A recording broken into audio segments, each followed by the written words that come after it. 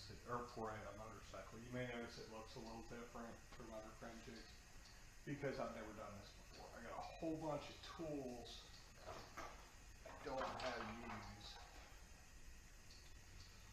and we're gonna build a motorcycle, or we're gonna try. It's gonna be actually there's two, and the purpose of this video isn't to show you how to build a motorcycle, because I don't know, okay?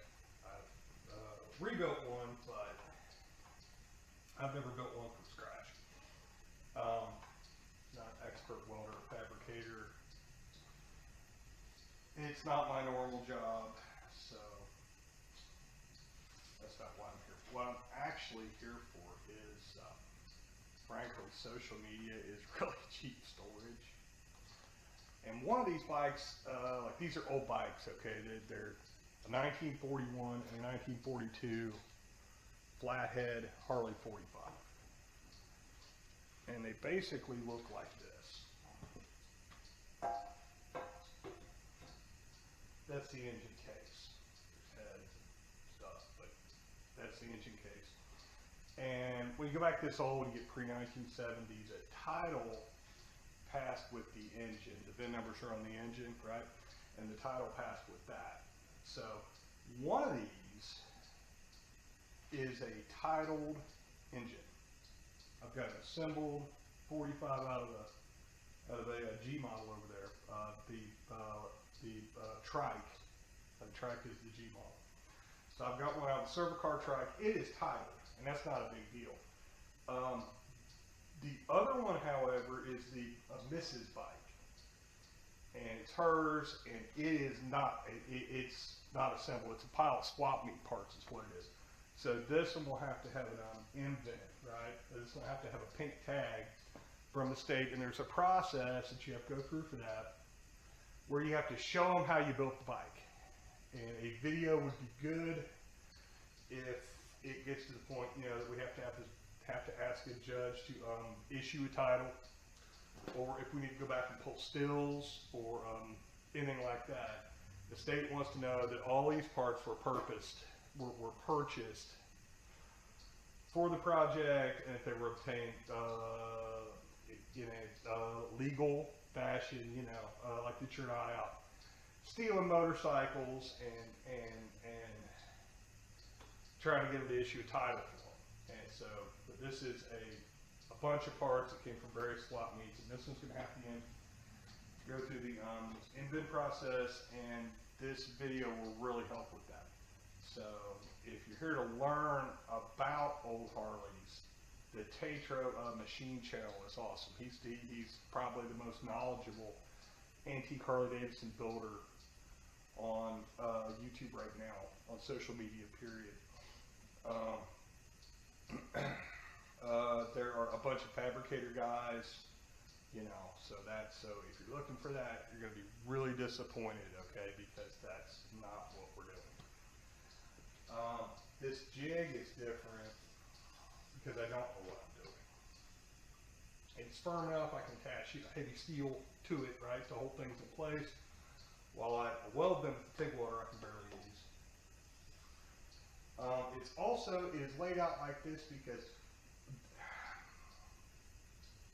this is based on a panhead. The original 45 frames were not modern frames. You know, they're not like a modern motorcycle. There's heavy forgings and steel straps and things. The transmissions are 3 speeds, and we don't really want to do that.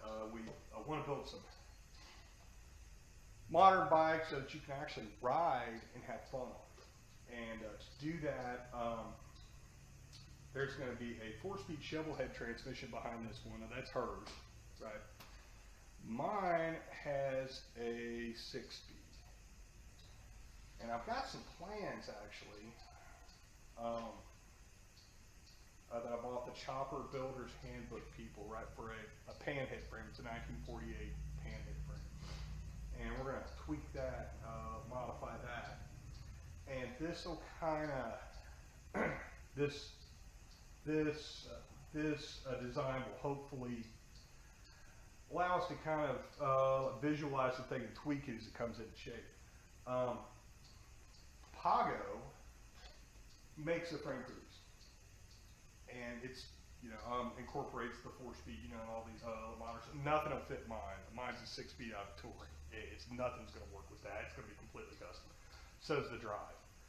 But for this one and the 4-speed, Pago actually has a frame for that. The problem with that is it's kind of an ugly frame. We don't like it. It's hard to mount controls on it because it's got the single tube that comes, kind of the big. It kind of looks like a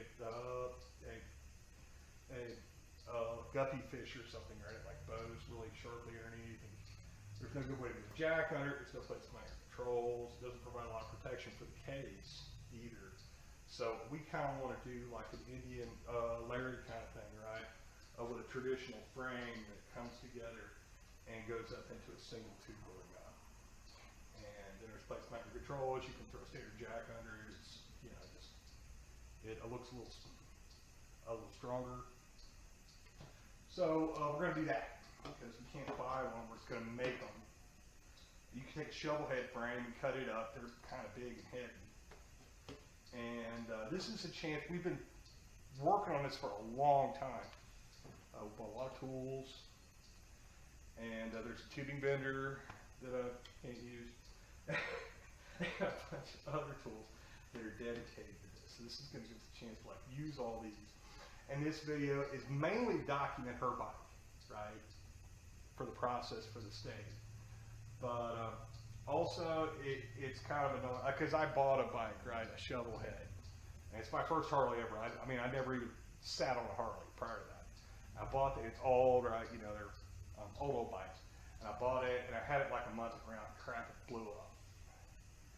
And I had to rebuild it. And that was such a fun experience. It was an expensive experience. I ended up with as much in special tools to do the engine as I had in the bike. I mean, it's like that. It takes, to do this right, it takes a lot. Nobody around here does them. So, you are on your own, man, if you buy an old Harley here. But it was so much fun. And it's so cool. I bought my engine, and she saw it, and she thought it was cool too, and she wanted one too. So she bought this one. And as of right now, we've got about, together we probably got $10,000 or $12,000 in these projects. We got parts and tools and whatnot, and we're not even started yet. It's just a pile of parts. So if something doesn't happen, it's just a $10,000 pile of parts. So this is the beginning of that. So if you're looking for pro motorcycle builders or Jesse James type stuff, you're in the wrong place. But if you're not, it might be a lot of fun. I don't know. Today we're going to try to get the engine and transfer and just kind of get a rough idea about chain lines, right? Because all the stuff has to be aligned just about perfectly. There is a primary drive, right? And a secondary chain drive that goes back to the wheels, and that dictates a lot of the shape of your bike. When you're talking about Harley or any kind of a pre-unit bike, those two drives just kind of dictate everything. So we're going to try to get those on here today and kind of get them, situated, and just kind of want to look and see, how this is going to shape up.